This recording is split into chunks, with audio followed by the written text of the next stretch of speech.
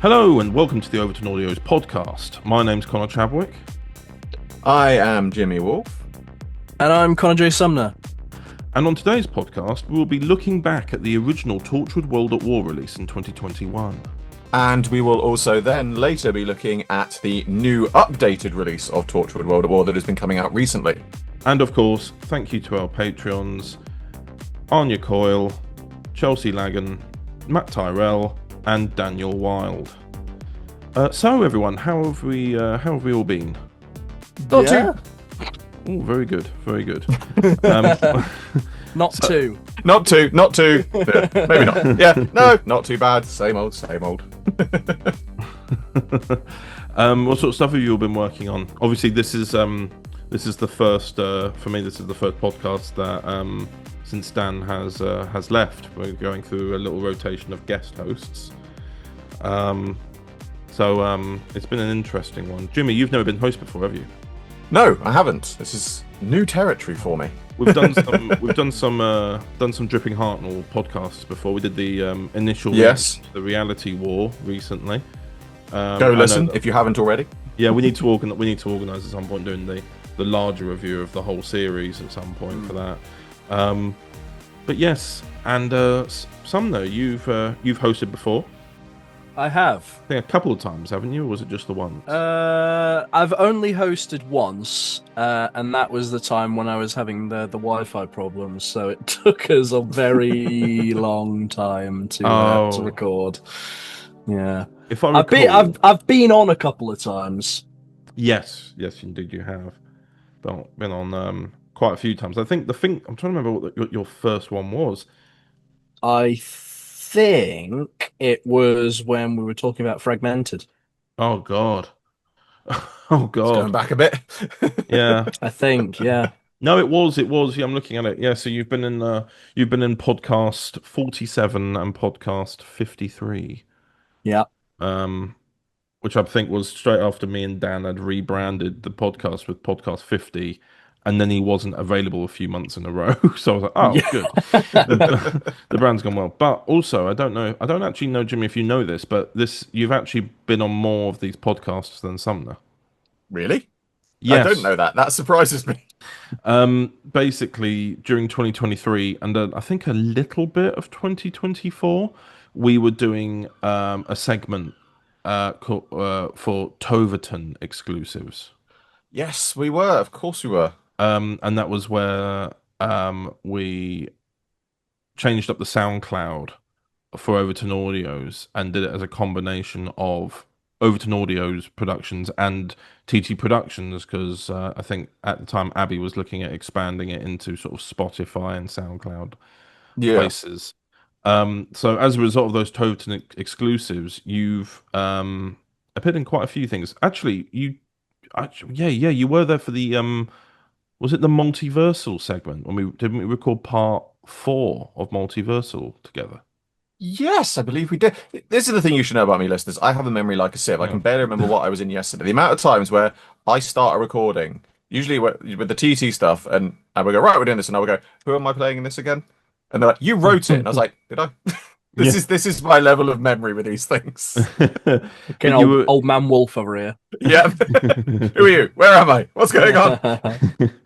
But yeah, so there was that one where we talked about Multiversal. You were in another one, but I don't know if it was to do with Multiversal again, because that one is about that. The only reference to anything TT there is before Vastra, and I'm like, well, you weren't involved in that, I don't think.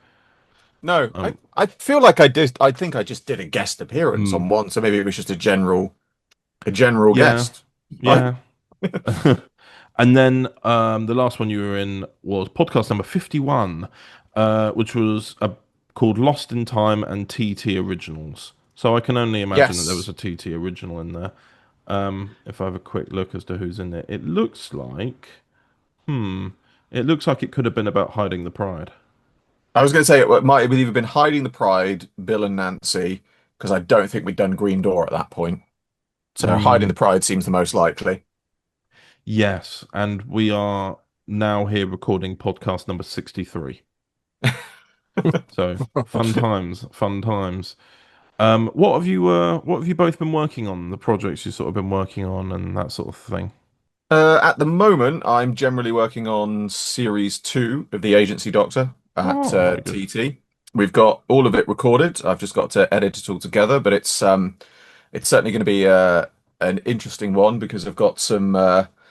So we've got the Agency Doctor's companion, Traxia, regenerates in the first episode, which is Oh, a very interesting one. We've got Catherine Cottrell playing the second incarnation of Traxia, or Trax as she goes by, which is very interesting. She's absolutely taken to the character. It's absolutely wonderful. well, that's good. And then in the second episode, it's all a bit timey-wimey, lots of paradoxes and stuff like that. It's one of those scripts that intentionally doesn't make a lot of sense Oh, just because paradoxes. And then in episode 3, we return to Gallifrey for a story, and we see the return of the mysterious Time Lord, the Auditor, played by the wonderful Amelia Snowden, who's the one of the main characters in that episode. Nearly said too much then, don't want to. no, it'll be interesting to see the TT Hooniverse's version of Gallifrey because I don't think it's been seen before. No, It hasn't. Again, I don't want to give too much, but let's say this is it's a Gallifrey it's a Gallifrey that to put it in Doctor Who terms, it's Gallifrey, but probably not the one you were expecting. Oh, we like this. We like this indeed. And Sumner. Yeah. I've been. It's been a lot of a lot of bits and bats recently. Obviously we saw the since the last time I was on, we saw the launch of the grown-ups table. Oh yes, oh yes, we haven't talked Yes. about that on the. We haven't talked about Dwem, have we? No. God, Let's not. Yeah. So the the the relaunch relaunch, adventure. yeah, of Venture. So the first sort of volume of Series 1 has since come out on there. Um, Other than that, I've just been slowly chipping away at Wonder Doctor stuff. Oh, I've been sort of scheduling out, not like hard scheduling out, but like sort of putting together what I want to come out like after what. mm. And there's a couple of things that I do have like a hard date for, including the thing that I want to come out after the first series. So I want to like really push to get it out before the end of the year. Oh yeah. Um, because after that, I want to do a two-parter that would celebrate 2 years of the Wonder Doctor, which would be the 29th of March next year. Oh, So Nice. I wanna get like, so if push comes to shove, then I can I can have the series finish July, February next, not July, January, February next year, but I'd like to have it done at the end, like before the end of this year. Um, yeah, fair. but yeah, No, that sounds cool. all I have, like, I've still got to write the finale. Episode 5 is still underway. Then I just have to write episode 6 and then get it all made. Oh, lovely. The best bit. Uh, Oh yes, yes. but I mean, that's been me. I do think sometimes, and I don't want to sound like I'm probably going to sound really big-headed when I say this, because a lot of people, obviously, the way that I churn out this stuff, I worry that sometimes, like, I've had a couple of people say this to me before, which is that they thought it would be easier because of how I do it, Mm. I don't and think that's big-headed. I think that's shows that, the experience. I think a lot of people do underestimate the amount of work that goes into it. Yeah, Yeah, I mean that just sort of comes with the kind of output that Overton Audios has. Like weekly releases for several years, people are going to naturally see that and think, "Oh, well, must be a piece of cake." Hmm. yeah. Um, I know Little I've little do they know the damage I've little. done to myself. I'm I'm very much of the mindset that I don't want to, because mainly because I know I wouldn't be able to. I'm not pushing for that kind of output on my stuff. I really But don't think people should. no, no, no, No. no, I no, no, I absolutely I not. have trapped myself in my own ways. I will never be able to even if I said no, I'm going to stop weekly releases. I'll just do them every fortnight now instead. I can halve my workload as a result of just shifting it by a week. Yeah, My brain will Yeah. now go, you have failed. you've done it for so And long that I'm you like, can't stop. well, no, this is the thing because I'm up to a point where next year is 10 years. I'm like, oh wow, that's the perfect time to kind of change things up. And then my brain's like, why not go to 20?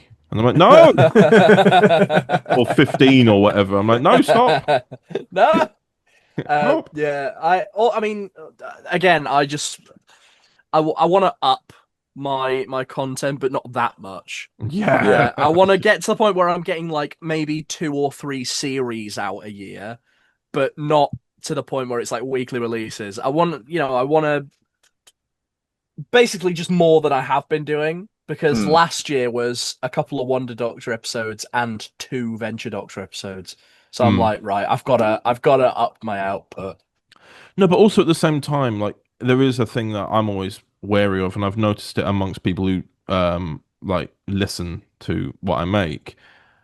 Sometimes if you make too much, people get used to it and it loses the spark a little bit. You know, it people just know you're going to release something every week. Like people nowadays, not a lot of people listen to stuff when I release it now. Like they don't listen to it to the thing I've released until maybe weeks later Hmm. Hmm. because I just am making too much, and the audios are getting longer.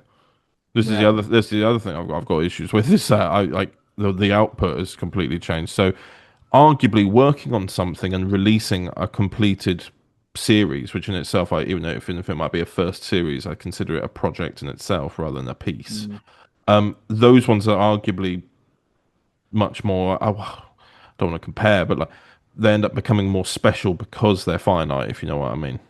Hmm. Mm. Yeah. Like with me, we're going on 9 years, but the first 2 years were me releasing something every 3 months, and There's then also Yeah. there's yeah, also that factor of trying to sort of get things into a keep get things and then keep things into a steady flow of things are prepared well in advance. So if you do need to take a break, you've then got things where you know you've got things waiting in the wings. But the problem is it's very easy to sort of think you do that and they think, well, I can work on that and then I'll work on this. And you never sort of quite get over that hurdle. And even no, if you do, you sort of then fall back because you think, well, I've got to produce that. And then you go back and I've got to produce this and I've got to produce that. And I think it's, like I said, I think it's one of those things that people do underestimate the amount of work that goes into these things because yeah, it's not just the editing. It's the it's the small things. I think it goes from things like, even just things like cover art, but more so than that, it's you could have a you could have something where you've got a couple of characters talking to each other, but it's the things of what's going on in the background. What's the size of the room? In this room, is there anything? Is it a living room? Oh, if it is a living room, oh, there's a grandfather clock. Is that off to the left? Is it off to the right? Are the characters walking from left to right? And there's all the little things like that that I think people forget to consider because it's not just a case of, right, I'm just going to plonk in those footsteps there. It's like, which direction are they walking? Are they walking towards the audience? Are they walking away from them? Do they need to fade in, fade? And like I said, there's lots and lots of small things that you need to build up over time. Um, and like I said, it just comes down to experience. At the end of the day, all of us who do these fan audios and things like that, none of us have got a background in it. We all started from nothing and learn by doing. yeah, exactly, indeed. Well, I suppose as I always try to find a funny little segue. Segue. Yeah, see, I can't even speak now. Shall we, in that case, have a little look back to the segment about the original Torchwood World at War? Let's do that. Let's do it. I'm trying to just get a bit more energy in there. Overton Audios presents. He's alive! Doctor, help me! What year do you think it should be? 2025. Why? What year is it? Lock down the base, General. We don't know what he is or what he's capable of. You can put your guns down now, lads, yeah? Yeah, quick as you like. War's taken a lot from us. I was on the waves with my crewmates, not in London. You promised to send me home. You can't, can you? Torchwood World at War. Coming the 17th of April 2021 at 12 p.m. And welcome back, and I'm here with Oliver Alexander. Hello. Hi there. How are you? Yeah, I'm alright, just a little bit... It's a bit hot today. We're actually, I'm sure you can hear in the background noise, Connor and I aren't doing this over Skype. We are together, having just finished work, because we work for the same company, and we're just walking back to the train station at the moment. It's very hot. We're a little bit shut after work, but here we are. Happy days. Quite. And also I was thinking it would be nice for once to have an outside element to the podcast. Yeah. Because obviously since we started it on the month of, about 2 weeks after the first lockdown came into place. And this lockdown coming up to a year after it. Yes. And this podcast, the one we're recording for now, will be coming out on its year anniversary. Really? Of the first one, yeah. So I thought it seemed a bit apt to have a little bit of an outside sort of element. Isn't that on your birthday? Yes, it will be coming out on my birthday. Oh, happy 20-something-year-old Chadders. We won't tell. Yeah, and contrary to everyone's beliefs, I am in my 20s. Not his 40s. Oh, thanks. So, anyway, Torchwood. Yes, We've made a trilogy. we have. The first one is out on the trailer's out on the 10th. I believe the full thing is out on the 17th. Oh, nice. And that's the World at War. Lovely, yes, which is set in the aftermath of World War One. No. Oh, before? No. No. Well, Oh. literally, it's just started. Just started, sorry. I shouldn't let you take the reins on this, I should know. 1914. It's December 1914. Yes, World War One is happening. Yes, it's kind of like a soft a soft sequel to Outside the Government Beyond the Peelers. Which was Doctor Who Resurrection Season 4, Episode 5, if I'm correct. Yes, it was. And you have characters there like General Hathaway and Johnny, yeah, who also appear in this. Yes. But a number one key thing is that, Ollie, your character, Matt Vowles, who's also in Resurrection, is in it. Yes, but I thought Matt was dead. And, as well as that, isn't he from the 21st century? He is. What's he doing suddenly alive in 1914 after being killed in, 2025? Yes. Yes. Well, technically the year 5 billion in the Lonely Forest. Well, yes, but you know. Yeah, they're in the middle of an adventure when he died. But Yes. so How odd. How peculiar. well, I'm trying to answer it. He's trying to essentially he was killed with the knife from Veritas, and now he's been thrown. killed. Now he's not killed. Yeah, No, he was, I'm not. Don't want you say what's happening. all right. Well, now he's not, and he's No, somehow he's back not in killed. time. He's But in 1914. the trilogy is nicknamed the Knife Trilogy. Yes.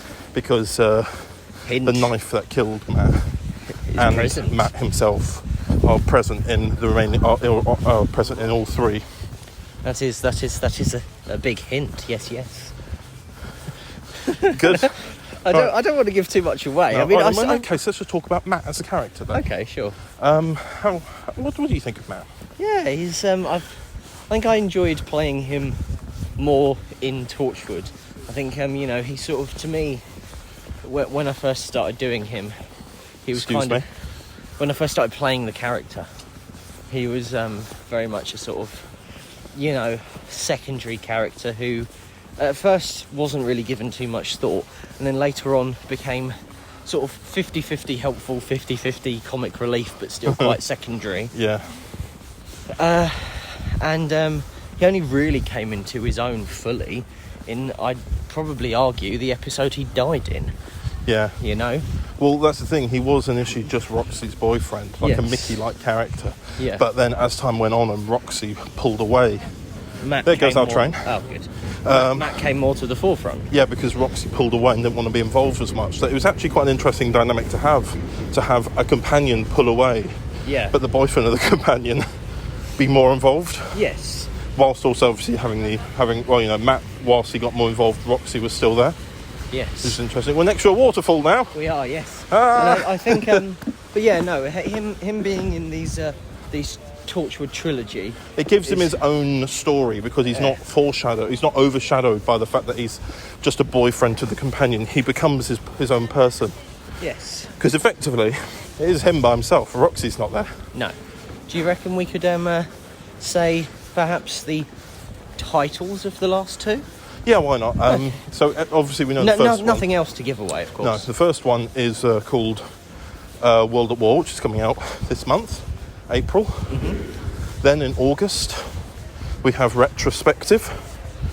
Very nice. And then in December, so it's a special every 4 months leading up to the end of the year. Then in December, third and final one called Decades and Decades. Ooh-wee. Magnificent. Yeah, it's quite exciting. Yes, but yeah. Oh, the restaurant's open again now. Oh, really? That's what I was supposed outside sit, but I thought sorry, we're walking past a restaurant, but it's got outside seating, but I did think that but everyone's packed together in there. I was going to say, I didn't think outside seating was allowed until the 12th of April, according to the government guidelines. Yeah, 12th of April was, and here we are on the 22nd of March, which is still 7 days before the rule of 6 comes in. Exactly. Yeah. But anyway, back to Torchwood. I've definitely enjoyed doing these 3 volumes. Yeah.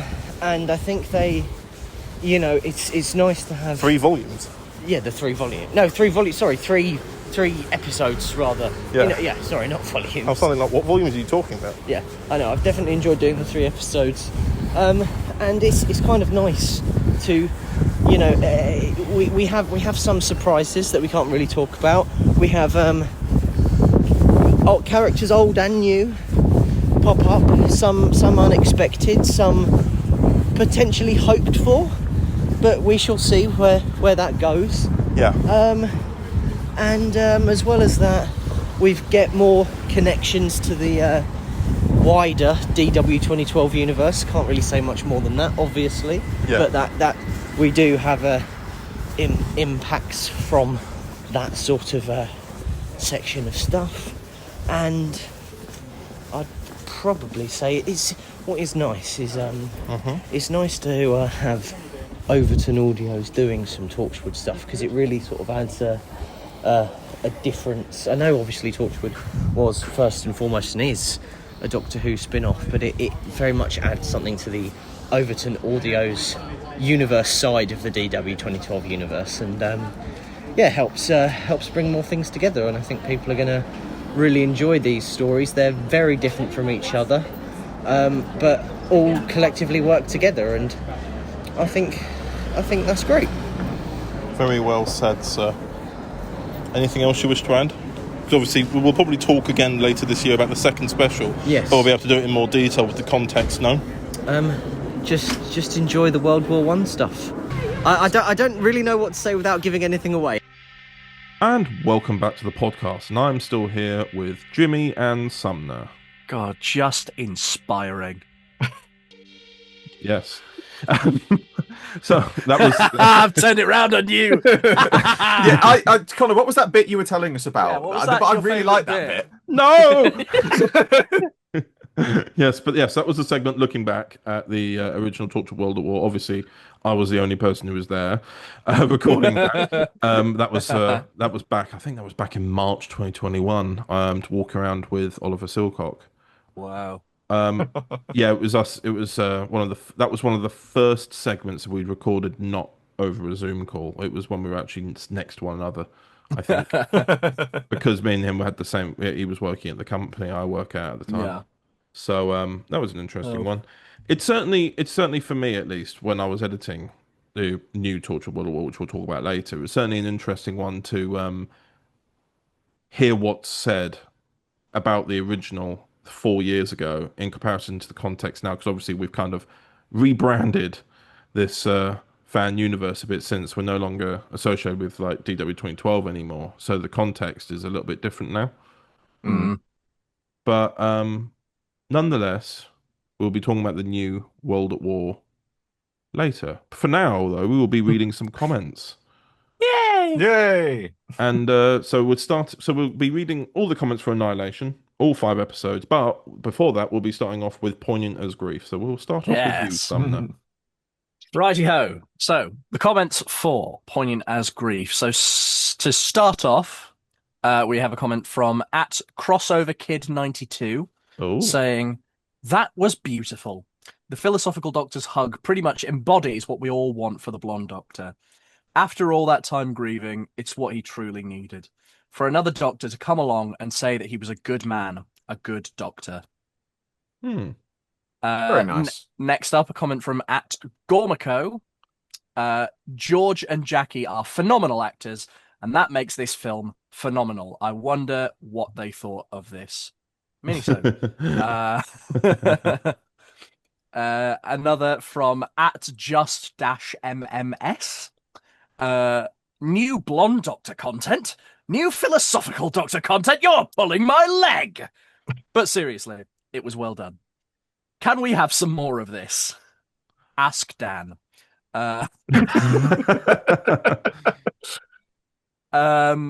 From our friend @Dr. Reddy Vivus. Oh, here we go. Feel like I need to be like by a fire with a big book in my hand, a smoking glass jacket, of brandy, glass of brandy, and a cigar. The minisode is aptly titled Poignant, as it certainly delivers. What helps it do so,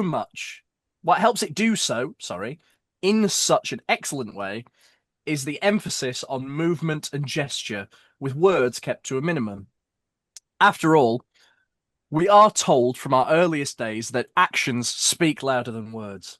The blonde doctor has a cathartic experience, and by embracing his former incarnation, the philosophical doctor not only is the means of that healing moment, but also symbolically embraces his own past, accepts it, and is reconciled to it. The graveyard was therefore a good choice. From the philosophical doctor's perspective, the blonde doctor is dead, but more importantly, the new doctor has to bury his past and not allow it to haunt him. If he is ever to move on with his life, of course.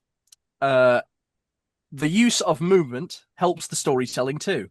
The philosophical doctor begins the story by walking in the footsteps of his previous incarnation. But once resolution has been reached, he goes in a different direction, leaving his past self behind. Brilliant stuff. So no need to get hung up on the Blinovitch limitation effect. Thanks, I love Michael. it. I love Michael's comments so much. Yeah. Passion, drama. Yeah, brilliant. And finally, from @Kyra Universal, for so long, through over half the ordeal, no words needed an utterance. Those who understand do. Indeed. Very philosophical. Oh, yes. Pun not intentional, but I'll take it. And next on the first episode of the Northern Doctor's Doctor Who Annihilation, Slaves of the Wirren, we have a comment from @Yuan the Blue, saying, "I was surprised to see this come up, but very happy as well. It was nice to hear him again. What was unexpected was the reappearance of the Wirren at all, but it worked out well. Short, but wrapped up nicely. And if you knew anything about Eamon Longman, you would know that he has to put the Wirren in every single thing that he writes. So, yes. Next from @Akshay Trainer 1960 just says, "Awesome vid, short and sweet. We love that." Well, that takes me back to 2008. Oh God, here we go again. At Dr. Redivivus. No, he's going to listen to this podcast. We love your comments, Michael. Keep We putting do them. love your comments. We do love your comments, but it's just I've got to like mentally prepare to not like mess up at all. I remember the original broadcast of The Ark in Space. I was only 5 years old, and I was terrified of the Wirren and horrified by the process of metamorphosis. So I listened to this adventure with a keen interest. I'm not sure I can unpack it in detail, but my sense of The Slaves of the Wirren is that it has the authentic feel of classic Who. Not only because of the Wirren themselves, but how the story is populated with its other characters and its setting. The Doctor's clever solution to the problem of the Wirren is reminiscent of the Seventh Doctor, an incarnation that could blend lightheartedness with cool logic and deadly determination. Thank you, Michael. I don't know what I'm thanking you for. I had absolutely nothing to do with the production of this episode, but we move. Next, a comment from at Dark Design Dramas. Oh, by the heavens! A masterful piece of Northern content. Hooray! Next from at Gladiator 652004. A lot of numbers there. Superb in all caps. I love the Doctor, Abby, and this is a clever story. Yay. Next from at Martin Foot 8224. Oh, Nice addition to a very Doctor Who sort of day. I don't remember if that was anything coming out on that day. Wishworld. Oh, it was Wishworld. Okay. Another one from at Gladiator 652004. In quotes, oh, I'd regenerate for a cup of tea, with a laughing emoji there. So, oh, very good. yes. And then finally from at just-MMS. I don't know what it is, but I rather enjoyed this one. Nathan's Northern Doctor feels the most distant, but the most evolved version of himself, and Abby feels like a newer version of Leela. So it definitely has the makings of an interesting team for this volume. And that's all we have. I never thought about the comparison with Leela before. Yeah, that it's interesting. I suppose so, because she's lived in, like, the whole story with Abby is that she's lived in a cave all of her life. She's never known anything beyond it. So in a sense, when you look forward to the other episodes when she's traveling in the TARDIS, I suppose she does have a bit of a Leela quality when she looks at things. She doesn't understand certain elements of technology. London in the present day, well, I think they even go to London in 2005 and she's shocked by it. So I suppose so. I never quite thought of it that way. That's quite an interesting one. Yeah. Nice comparison. Indeed. So yes, indeed. Yeah. So and we go on to Annihilation episode 2 with yourself, Jimmy. Yes, so we have a comment once again from Yuan the Blue. It's nice once in a while to have a contained, short, yet fulfilling story. It introduced us, the audience, to a new world by having us learn the terms along with the Doctor and Abby. Admittedly, I did not follow said terms as well as I wanted, but the gist came through. It wrapped up well. I am very curious as to the inspiration for this story. It was Avatar 2. Ah. Yeah, because when Eamon wrote this, he wrote this like 2.5 years ago. He wrote his own language. Nice. And then heavily relied on it throughout the story. As a result, people just start using the words now without expressing the meaning. And even I'm like, huh? What? And next we have a comment from @justmms. This is a very high praise comment, if I must say. Oh. God, that was a wild audio. I may have said that certain OA projects have felt like Big Finish. I take it all back. If you had told me this was a Big Finish release, I'd have believed you. Oh. This story was so rich in characters and the language and the interactions, it felt very much like good top quality stuff. Oh. That's very high praise. Always lovely to hear things like that on anything you produce. Oh, yes, definitely. And then we have our old friend, Dr. Ovidius. Oh. Yes! As already noted in the other comments, this is a great exercise in world building, resulting in a rich cultural backdrop to the story. The characters have each been drawn with care and attention and excellently performed by the cast. Oh. That was a nice And short. once- That was a nice short one. I was like, wow, this is a long pause he's taking to process the rest of this call. Oh, it's over. What? Yeah. And that's all we have for that one. 3 comments, but very high praise on all of them, I must say. Oh, yes. Yes, indeed. Which then takes us on to episode 3, Master of Yeah, Destiny. my favorite Oh. one. And guess who's first in the comments section? It's good old Dr. Rividius. Again, with another short comment. Another great episode. Abby is gaining confidence and really stepped up as a companion. Lee Abate's, I apologize if I have butchered that pronouncing of the last names. Lee Abate's master is refreshingly different to the other incarnations of the Doctor's best enemy. Oh. We then have at MartinFoot8224. A nice bit of backstory and world building. We once again have just MMS appearing, and if last week's episode gave me the vibes of a proper Big Finish release, then this one felt very much at home with the Pertwee era, despite being set in 2005. I will say it did also feel weird playing the character of Dr. Samuels and not working more closely with the Master. Very odd indeed. Okay. No, I can see what it means about Pertwee story, because in this story the Master has got a machine that can edit memories. So that's very Mind of Evil, isn't it? I like that. Yeah. So he's just got this machine that can he's just created it, and I'm like, yeah, that feels very classic. I like that. We then have at Gladiator 652004. There's no escaping Shad Thames. Good story. Original with companion agency. Indeed. Yeah, the reason for Shad Thames is they land there. Fair enough. That's it, essentially. And lastly, we have, once again, at Yuan the Blue. I did not anticipate hearing such a familiar name again after all this time. Much less understanding why he was the way he was.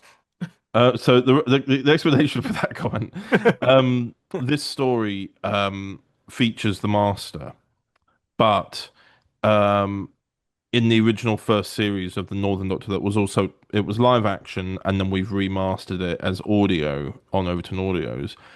The Northern Doctor. I didn't realize that. I didn't realize Machination was just the first series that Nathan did. Yeah, it was just like without having to worry about the constructs of budget. And then the final episode of that one, the 5th episode, Frozen Orbit, was the original finale that he never got to finish. But so his companion in that, Nick Hammond, gets hurt in the finale and begins to regenerate, and the revelation is that he is the Master with his memory wiped. So he then goes on to regenerate into Callum Baird. Yes, exactly. So that's why that's in reference to why the Master was Nick Hammond. It all comes together. Basically, the Northern Doctor and Abby here meet the Master before he loses his memory. He becomes Nick Hammond, yeah. So it's where he has to now face someone he once saw as a companion, a friend, and now having to face him as an enemy. So that was the crux of the story. And I have to say, bravo to Lee on this one, because I absolutely adored his portrayal of the Master. I was like, I was listening to this thinking, God, I've got to compete with this. Oh, come on, man. Indeed, so indeed. But now we move on to episode 4 of Annihilation, which is called Signal of the Cybermen, and we have 3 comments here. First comment is from Dr. Reddy Vivus. He says, a great story. I really like the interactions between the Doctor and Fraser. A life lived in a non-linear fashion will create complications. Luke Lane's Cybermen are perfect, giving an authentic feel to the episode. Abby continues to develop as a companion with courage, ingenuity, and determination. And Henry always makes for good listening, and it is nice to hear him reflecting a little on his own story. Yeah, that's what's been nice as well, because Henry, we don't really often delve into Henry's backstory too much. But in this story, we are the closest to that backstory than we've ever been. really. Yeah. As it, we can't go any earlier. Is basically what I'm saying. Yeah. It was nice. It was nice to have him appear, but for the sake of that, he has always played the newsreader in Nathan's live action series. It was just nice to have him Oh appear. yeah. It was just nice to have him appear in this last volume, just one last time, because Henry Woodman, after the events of the Mastermind third volume, he would still be there. So it just made sense and a nice little reference. Then we have a comment from Just MMS who says, I never realised how small the cast was for this episode. It is a very well contained story we have here. Yeah, in all fairness, yes. Short and sweet. Yeah. And then we have, Yes. yes, you are correct. And then we have a comment from Yuan the Blue who says, yes, the usual conundrum of whether to speak up if you know the other person, Time Lord or no Time Lord, because of the timey-wiminess. But it was great to hear Henry again, though. Yeah, Henry has a complication this episode where he doesn't know whether or not he could speak to this doctor or not, because this doctor's a past version of the one he knows. Yeah. That one's been an interesting one. And now we move on to the comments for the fifth and final episode of Annihilation, called Contingency of the Daleks. Yes. We have a comment here from Dr. Riddy Vivas saying, Brilliant. an interesting concept and a clever resolution. Outwitting the Daleks is a full-time job. Lots of pathos in this one, brilliantly delivered by the Doctors and Abby. I have some questions about the story outcome for the Frontier Doctor, though. So, for that was an alternate timeline version of the Frontier Doctor. It was a version where he'd fought Daleks and lost, and had become a hermit as a result. At the end of the story, they used the Frontier Doctor's TARDIS to save the day, and rather than what was expected from everyone there, which was the TARDIS would be destroyed with whoever was piloting it as well, in actual fact, the TARDIS survives and is extracted for a special scene at the end of the episode that hints to future projects. So I imagine he's got more questions about that than anything. But Frontier Doctor, that alternate timeline version, is dead. He died in the episode. So that's the resolution of that. We then also have a comment from Yuan the Blue, who says, another excellent production. One cast member was certainly unexpected, but welcome. Thank you again for another fantastic listen. And then we have a comment from Gladiator652004, who says, don't get killed, Abby. Yeah, that's good advice. And then we have a comment from Just MMS, who says, my goodness, that was a long finale, but it was definitely well earned. I do almost want another box set with Northern. Thanks, Eamon. Yeah. I do almost want another box set with Northern, but I suppose that's what Series 4 is for, eh?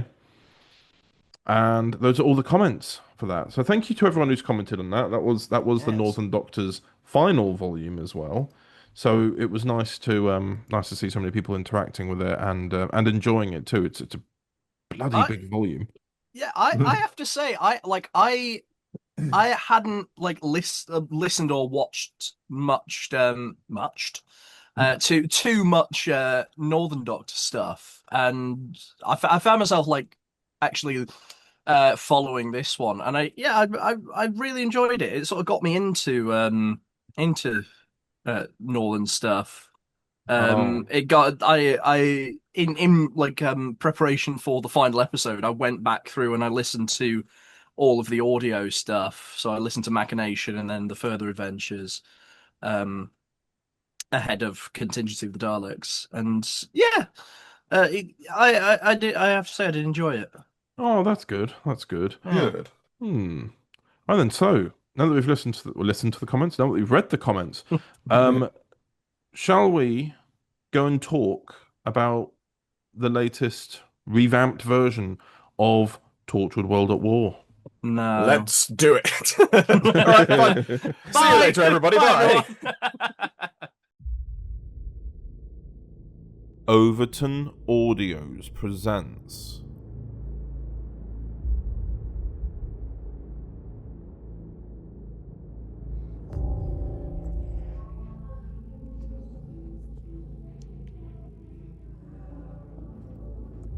What made you want to stop me?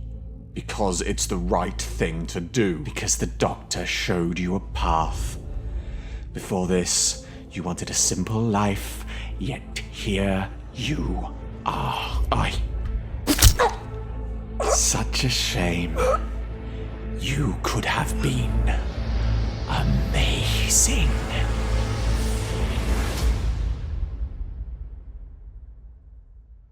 Doctor, help me. What the devil? He's got to get me back. I've got to see her. Tell me where I am. You are in the Torchwood hub in Greenwich. That is all I am at liberty to say. This isn't 2025, is it? Well, Matthew, it is December 1914. You are shitting me. You promised to send me home. You can't, can you? No.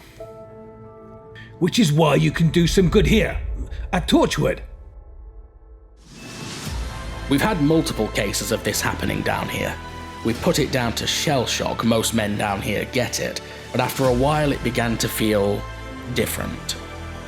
If they cross this field, then we can count this war as lost. Do you think we'll be able to? They've already taken down so many of ours already. Give it to us. Now. Fire!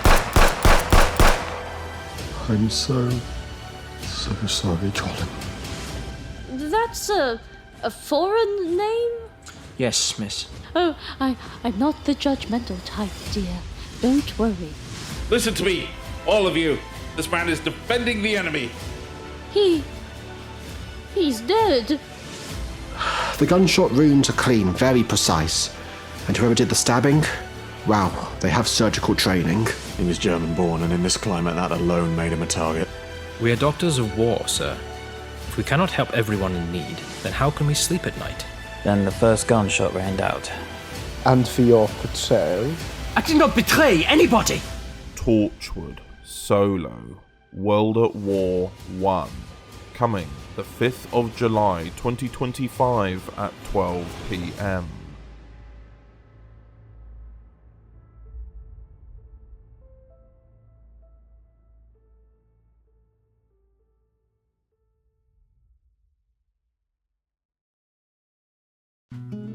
Okay, so I'm going to attempt this with a different voice.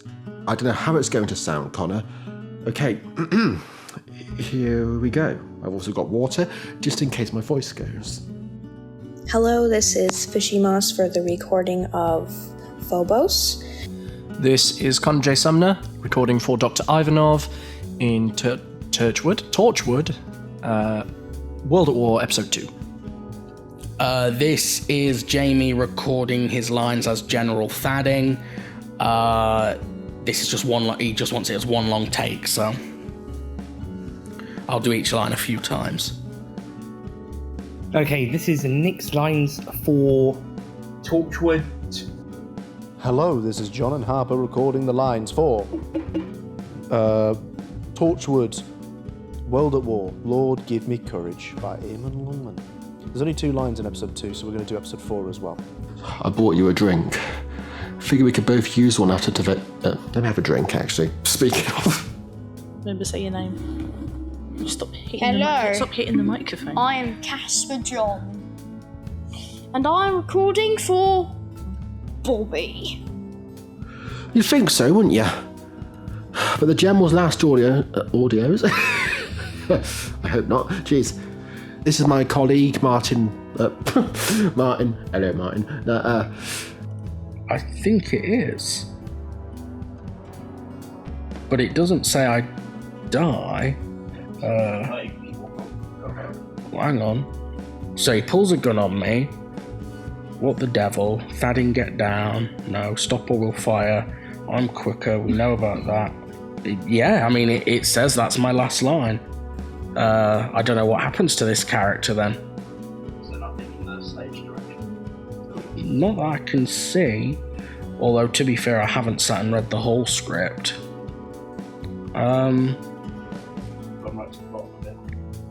Yeah, I've done a Control F and everything. Okay. Yeah. I wonder if he turns up in a later episode then. My name is Ewan Wallace, and I play Gerald in Torchwood Solo, World at War, Lord, Give Me Courage. It was really nice to be given the chance to play a role like Gerald with a RP accent. Not often one gets to do the sort of old school RP accent. So when I recorded it a couple months ago, I did my best to capture that accent while also acting injured, is what I remember doing. And listening to it back, it sounded a lot better than I remember it, which is always seems to be the case with my audio, where I record it and it sounds fine, but once all the sound design and music are added to it, it bumps it up a level. So kudos to Connor for doing all the editing to make me sound a lot better than I already did. It's really fun to see the World War I Torchwood team back again in their own set, alongside Matt Vowles, who I don't think we've seen in ages. Jimmy Wolf as Matt is marvellous from what I've heard, and so is Veritas in episode 1. At the time of recording, the full set hasn't been released yet, but I'm looking forward to the rest of the run. It's great to see the cast of characters get a brand new set of stories to expand the setting, because we only really got brief glimpses of it, not just in the original version of World at War that came out a while ago now, but they first appeared in that Cravat Doctor story, Outside the Government Beyond the Peelers. So yeah, as I've said, it's just brilliant that they get their own set, and hopefully more will come alongside more of that original Knife trilogy as well. I'm very much looking forward to seeing what the Torchwood solo series can do, and whether we'll be able to see more characters from across the various eras. I'd particularly love to see more of the 1920s, so the decade after World War One, and see how Torchwood was operating in that period, because in the expanded media over on Big Finish, we've seen the 50s, a little bits of the 70s. Oh, actually, the 90s would be good as well. And the far future. Who knows? Solo could go in any direction. I'm just a speculator. Thank you for listening to my ramblings. It's been very nice to get to reflect upon my short little spot in this set and reflect upon it as a whole. Hope you all have enjoyed it, and yeah, thanks again. Bye bye. And welcome back to the podcast. And we're all still here, myself, Jimmy Wolf, and Connor J. Sumner. We're all still here to talk about the 2025 version, what I'd call probably now the ultimate version of Torchwood World at War. Of course, what makes this different from the previous version is it's a volume this time. Yes. The original. Episodes. Yes, exactly. The original. You might say. The original World at War was just the first episode of this new volume. We didn't actually change anything. I was going to say it's virtually unchanged. Well, yeah, this is the thing. When I was doing the edit, I had both versions, their project files, open. So there are some key areas where, for me, from an editing point of view, I have actually sometimes used the same music or sometimes the same sound effects, because even though it is a remake of sorts, I consider it more of a remaster because nothing has changed. It's not like when you see movies go and do a remake, they are typically doing something new with it. Obviously, in our sense, we have new stuff coming out after the fact with episodes 2, 3, and 4. But yeah. So I suppose my first question for you both is: do you did either one of you listen to the original before recording? And if not, or if so, what did or why not, or what did you glean from it? Well, not before recording, but I had listened to it a little while prior, just because I was I think I was just listening to all of the Torchwood stuff that had come out on Overton.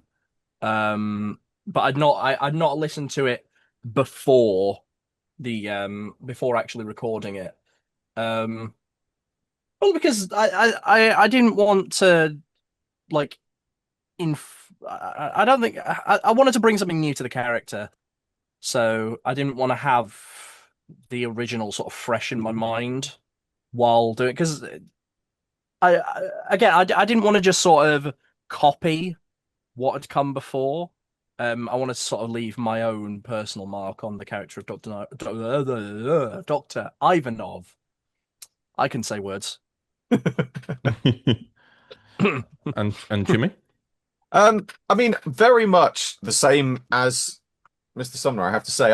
I haven't listened to the original, partly because I've got so much backlog of stuff that no, I've got so much backlog of stuff that I'm still catching up with. But also because I was aware that this was a remake, a reboot, whatever you want to term it as, and I didn't want to have the character that basically the character of Matt, that is obviously, you've previously written him as a previous character, but it's all new to me. But it's also the fact that I was looking at thinking all of this is new to him. So I wanted to sort of be on the same page as the character I'm playing by not having any sort of precognitions about how it had previously been done, because it's all meant to be new. It's, although it's a reboot of a previous script, it is a new version of it. It's a new iteration of the character. And it was pretty much up to the point, not just specifically with this one, it's one I tend to do with most things I record, is I didn't read the script until the day before, because I didn't want to. I'm one of those people, I will sit there and I'll read a script and then I'll think about it and then I'll start to think, well, how would that be? How would that be done? How would that be done? Whereas I would much rather just go into it and sit there, read it, perform it, because then it is a fresh performance. It's not influenced by anything that's come before or previously been done. That's fair. That's fair. And I suppose I don't think we've had the opportunity to discuss this, Jimmy, either. But your role was previously played by somebody else as well. Yes, Matt Vowles, and that was originally played by Oliver Silcock, who was seen earlier in this podcast talking about the original. Did you aside from the references I gave you, have you heard anything with the original Matt Vowles or anything like that? No, again, partly because I just haven't caught up with it, but at the same time, once I knew that I was playing a previously established character, the fact that it was a reboot, I think there was probably a couple of bits I've heard just over the years of things like that. But again, I didn't want the character to necessarily be influenced by how the previous character was, because at the end of the day, it's very much his performance, and I don't want to seem like I'm just riffing off somebody else's performance and trying to imitate something that someone else has done before, because again, it's all new. This is it. If I was playing a continuation of the same character, then I might have, but it's the fact that this is a new story, beginning of these events for that character. It all sort of, in my mind, thought, well, it needs to be fresh, it needs to be new. I'm not playing a continuation, I'm playing a new iteration. Yeah. Okay. No, that makes sense. And I suppose the same question for you, Sumner, about Ivanov. Obviously, the previous Ivanov was played by John and Harper, who I think he does Who's play under a pseudonym. Yeah, but he Michael does. Bellaccio, Yeah, but he also I forgot about the pseudonym in all fairness, but it was so obviously him anyway. Like, I mean, isn't he on the cover? Yes, but it was one of those things where he does play another German character in this volume anyway. But you said obviously that you've heard the original some time ago. Did you have any sort of memories about Ivanov before? Did you also just go into it with sort of fresh mind? I think I sort of went into it with a fresh mind. I didn't really, I couldn't remember it very clearly. Which again, I think, I do prefer that because again, it allowed me to just go into recording with just a completely fresh outlook on the script. I could go into this without thinking about the fact that this had already been made on Overton Audios before. This was just a brand new thing. Yeah. Yeah. No, that's fair. That's fair. In all fairness, I had a conversation with a good friend of mine who had listened to this, and has listened to, and actually chose to listen to the original first and then come back to this, and to sort of compare in their mind. And they said it was an interesting element because the both episodes, because the original is still staying on the YouTube channel. Yeah. It's just not like, as we've been uploading the episodes, the originals have been removed from official timeline playlists, and any sort of character playlist we've got, because that's no longer the definitive version. Yeah. But he and I were talking about the differences and the nuances in performance. Like, one thing we talked about, which was that how different yourself, Jimmy, and Oliver play Matt Vowles. Because Matt Vowles, the original, when you compare you both, obviously you're still putting on similar accent voices, but your one hits different because of how old you are. Yeah, I think that was one of those things again that I was very aware of when I was doing it, is that that very much that if I'd been inspired by the previous character, I would have been trying to play an age that I'm not, you know. Well, no, and this is also the thing as well, because of how we did the early stuff with like the Cravat Doctor era, which this character was in. We had to do a bit of a jump because we were clashing with continuity of the previous fan universe we were a part of. So we had to. So originally, when we meet Matt, this is set in 2019, and he's relatively in like his mid 20s, something like that. Yeah. But then we jump ahead, and technically at this point, this is 7 years later. But when we did this, the original voice actor still did the same voice. So my view on it, and this is what I was discussing with this friend about, was he sounds older, but the character is older. Yeah. Like, we just didn't do a change of voice back then. We just carried on recording. We didn't really think about that stuff. That was still so early on, and like with us making stuff, we weren't thinking about those sort of nuances with the character. That a character's going to change how they look. We've kind of me and Daniel Patton have been discussing that today, actually, regarding Sherlock Holmes, because we realised that the next episode that we're doing is at 17 years after Volume 1, Episode 1. But we still look the same in the covers. So we're kind of trying to. Luckily, I've lost more hair, so I get away with it. But at some point, we're gonna have to think about how we write the characters, because sometimes you can just. Sometimes at least I sometimes slip into this mistake of, you can write going, oh, it's been 3 years, but yet the character is still the same somehow. So I was saying, like, actually, the version of Matt that Jimmy's portraying is a more accurate version of what Matt would be like by this point. Yeah. Yeah. No, it's been interesting to discuss with him the differences. Like, he thinks that everything that's been done to this new version is certainly an interesting and positive thing. But it's always good to compare and contrast, and that's something I found quite enjoyable. And obviously, with the 3 other episodes that were done, which were completely new, this was something that I always knew I wanted to do more stories in the Torchwood World at War storyline. So doing a volume just was finally the opportunity to do that.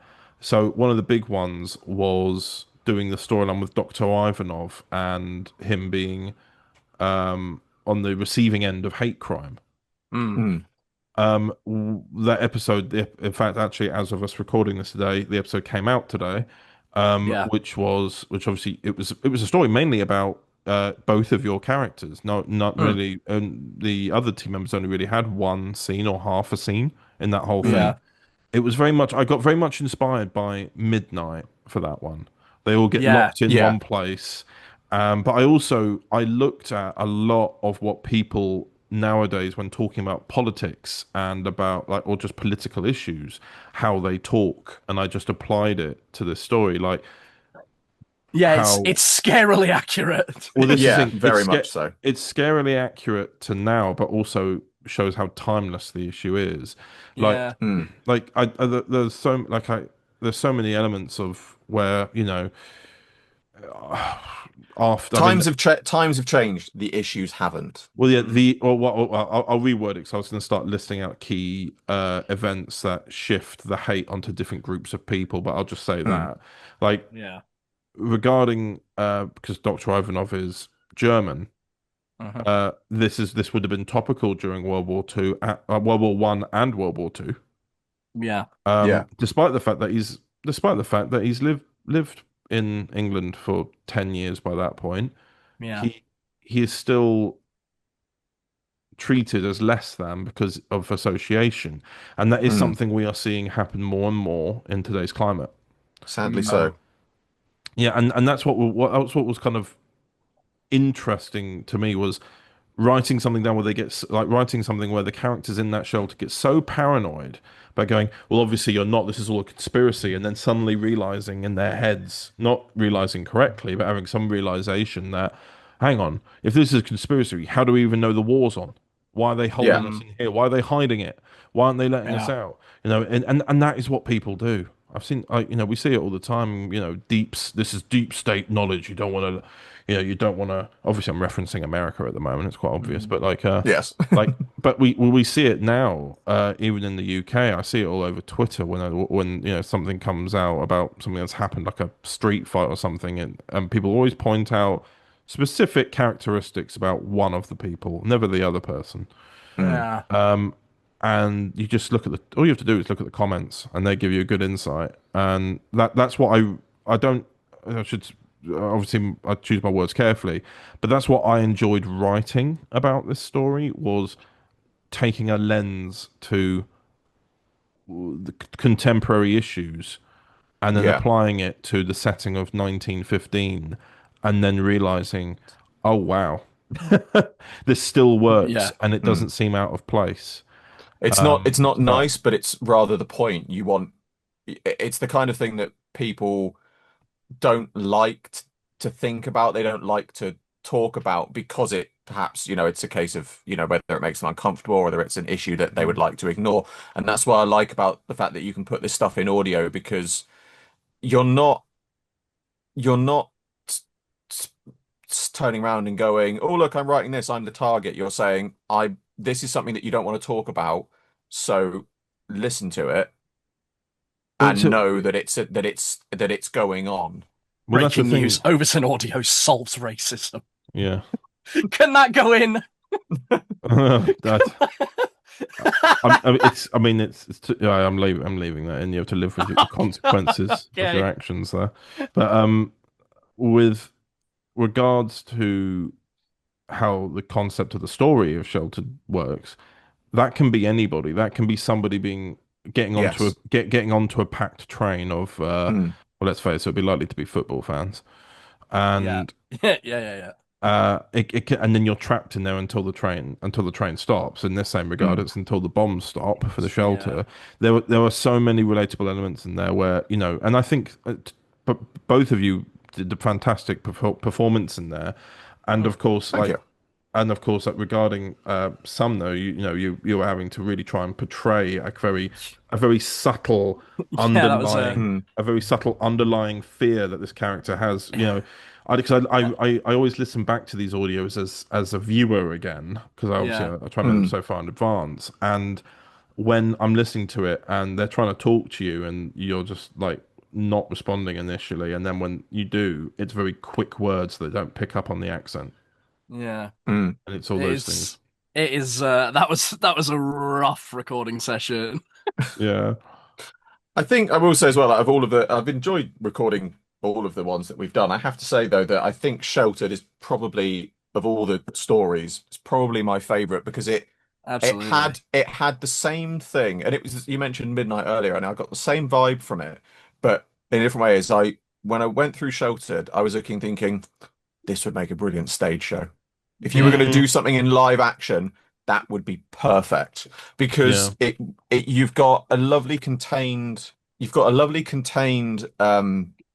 set, and sort of a setting for the story. And I feel like if you put that on stage and you had it, I mean, you could have an entire stage, but if you made that set the size of an actual air raid shelter, the audience would be in there with you. And I think it is one of those stories that I think that's what makes it so good in audio as well, because you get a real sense of, I don't want to say claustrophobia, but you really sort of get you get the feeling from that of what it really would have been like to be trapped in a shelter like that when things are going on outside, and it's kind of the horrible truth of your options are, especially for the professor's character, is it's a case of, does he does he go outside and he might die, or does he stay in here and he might, there's no good option for him. And that's one of the things I loved about the script, is it's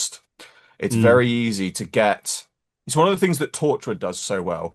It's very easy for there always to be a nice sort of happy medium throughout it. This isn't one of those things. This is dark Torchwood at some of its finest. Yeah. And it's made to make the audience uncomfortable, both in setting and in premise. Yeah, like if we removed the title Torch from it and just called it Sheltered. Yeah. Because the whole title is meant to be a play on words anyway, like people being sheltered, that as well. Yeah. It's meant to be like it's all a play on words, that you could just call it Sheltered. I do love wordplay titles. Yeah. Yeah, I was really, I mean, this episode is the one that Abby Louise gave me the most flack on because it was historically inaccurate. Oh yeah. Well, at the beginning, when you hear the rattle sound. Yeah. Yeah. That is what the air raid siren used to sound like. Because they didn't have it wasn't a siren, they just had a man who would come out and spin this thing. Yeah. And they just had a man. Yeah. But then he'd stand outside and go, "Ah!" Yeah. But then the other siren I put in is actually a siren that came in 1917. Oh, yeah. So it's almost like I had to persuade her that I could do it. Yeah. I needed her stamp of approval. Our resident historian. Yeah, well, she said, "Look, at least it's a World War One siren, Yeah. And I said, so I'm gonna put them both on. I'm gonna put the sound of the rattle they would use and the siren at the same time, so it's a mixture of both." She accepted that. The one thing she could never accept is the fact that there was a shelter in World War One. They didn't have shelters. They had to just hide in the house and hide under that. That's where the whole concept of hiding under the table comes from. Yeah. And I said, "Well, I need a shelter for this one." And she goes, "Well, all right then." This isn't our universe. This is Prism. They had shelters. Yeah. Well, even then, it wasn't even that. It's only Harriet Windsor had a shelter. Oh. He made a communal shelter for people who couldn't get home in time. Yeah. So it's not meant to be that she was the one who created it.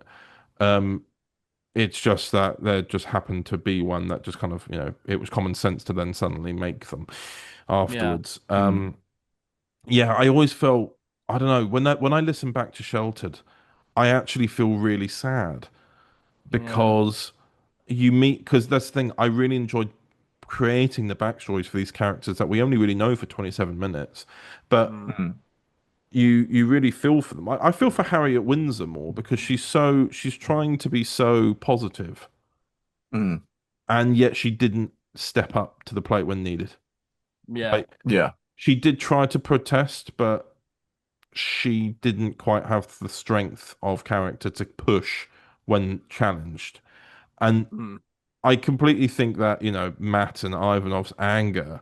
I mean, at that point, Ivanov's in like kind of shock anyway. But like the anger that's directed at them is completely valid. But I do feel the person I feel worse for is Harriet, because she does actually talk to them to try and help them. But the point is that are you only going to ask now? Meanwhile, everybody else was just happy to be alive and walked off, which I always tried to reference to Flatline. Yeah. When they're I like, got that vibe from it, yeah. Yeah, when they're all like, "Oh well, cheers, I'm alive, and that's what matters. See you later." Hmm. And those Or like Rick, what is it, Rixton Slade from the Christmas, what is it, the Titanic episode? Yeah. When he says at the end, out of all the It's made people me rich. out of all the people that could have survived, he's not the one you would have picked. Yeah. Yeah, exactly. And but I think that's what I really enjoy about. I mean, this is the thing. If you ever want me to write a happy ending to a story, I struggle with those because that's not how life works. I get that, I get that, for the purposes of a good story, we need them. But I think every once in a while, if you can have one where things are a bit bittersweet, then you should. Yeah. You wait. What? One day he'll write. Chadders will write a happy ending, and it will be a stereotypical fairy tale ending. It will be somebody with a book and going, and they all lived happily ever after. And then he'll go, no, I can't do it. And all you'll hear is, and they all lived happily ever after. Paper cut for credit, a bit. Credit roll. No, I can't do it. They all lived happily ever after for a bit. Then everything went bad again. And then they were all right for a bit, and then they all died. Yeah. Oh, I was just thinking. I was just That's thinking. life. Get real. Yeah. No. What I was thinking, Jimmy, when you said about closing the book, I thought you were going to say I was going to do that and just take a lighter to the pages. I mean that would work as well. Yeah. The other thing I will say, the other thing that it reminded me of as well, reading through it, was I don't know if either of you or the audience as well are familiar with the film or book 12 Angry Men. Yeah. About the jurors. I got that vibe from it as well, because when you were saying about Harriet and wanting to speak up and she didn't, and it gave me those sorts of vibes as well, because it was very reminiscent of that kind of, you've got someone in a situation where their life is being decided by other people.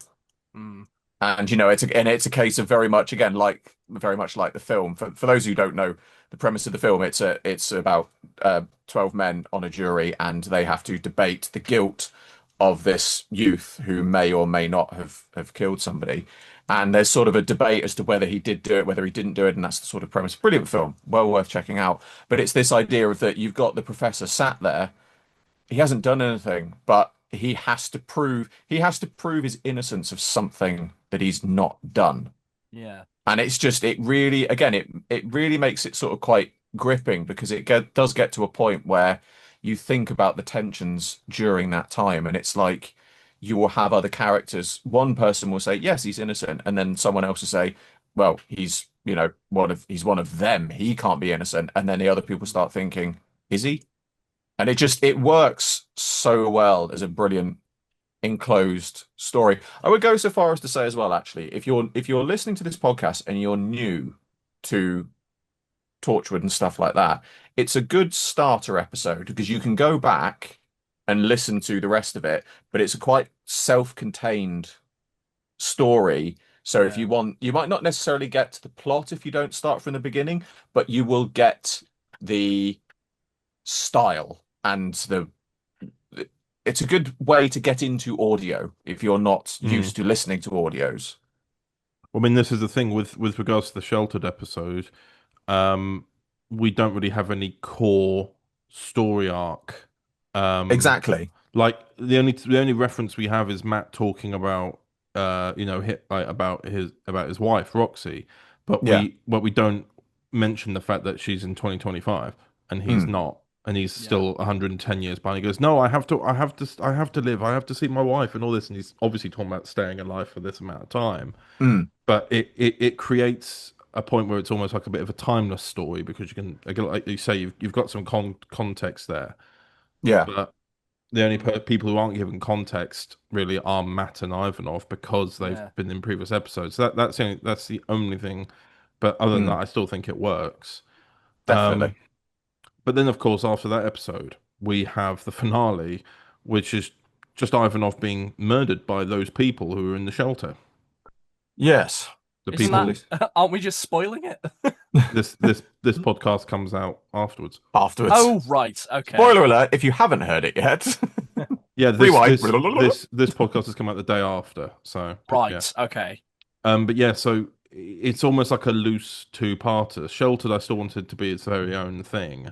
I didn't want it to be. I didn't want it to be a cliffhanger where, oh no, Ivanov's dead. It's instead the very first thing is Ivanov breaking the rules so that he can save people's lives, and then his kindness and generosity to go out during an air raid to save lives is abused by the people who tried to kill him previously. I did not feel good when I finally closed that script document.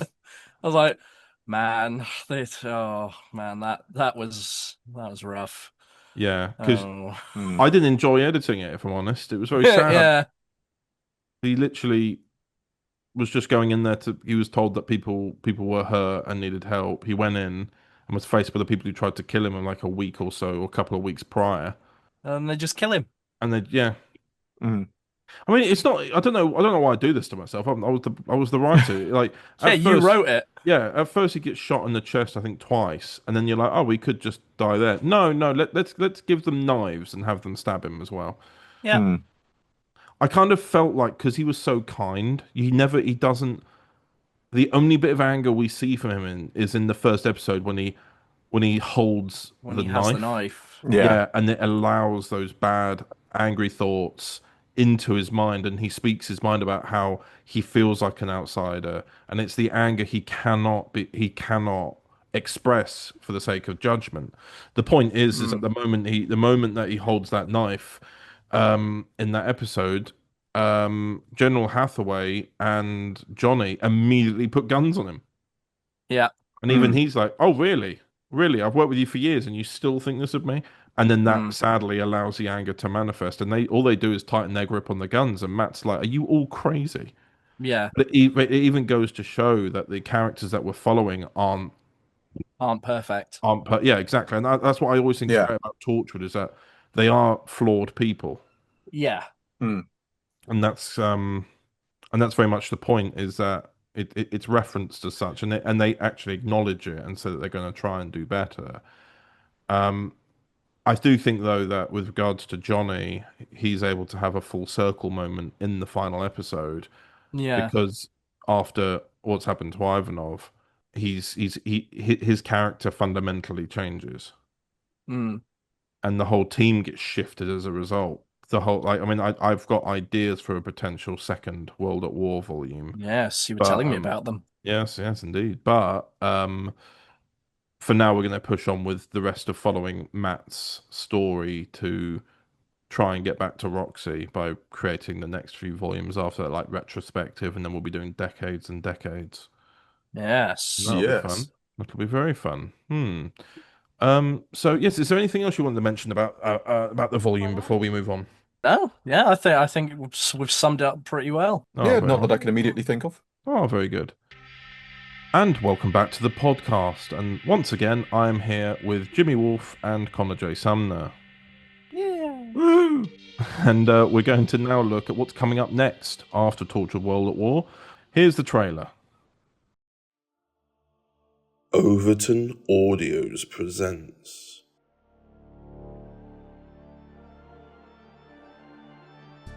It's just that we don't have any of the parts at home. I feel so foolish if I have to tell the lecturer that I can't complete the task and need to choose something else instead. Success is 90% planning, 10% execution. I'm happy to help. It was a pleasant surprise to receive your call. What do you think of Arcadia? It's amazing. It's a hard life for most of us here in Arcadia, and honesty doesn't often come into it. That if we succeed in restoring your loom, then well, let me use the technology myself. I gave you my word, Loctor, and I stand by it. Let go of me! Let go! It's illegal to repair a damaged loom without a permit from the High Council. She could ruin everything. You're right. We can't take the chance. Lock her up. Glimpses of Gallifrey 2, An Arcadian Adventure. Coming the 2nd of August 2025 at 12 p.m.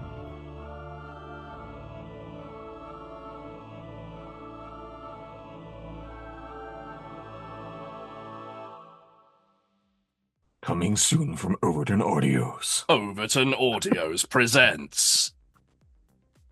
Yes, and that was the trailer. So fun. So fun. Have you both enjoyed being on the podcast? Yeah, Wonderful. It's been great being back and not with Wi-Fi problems. Yay!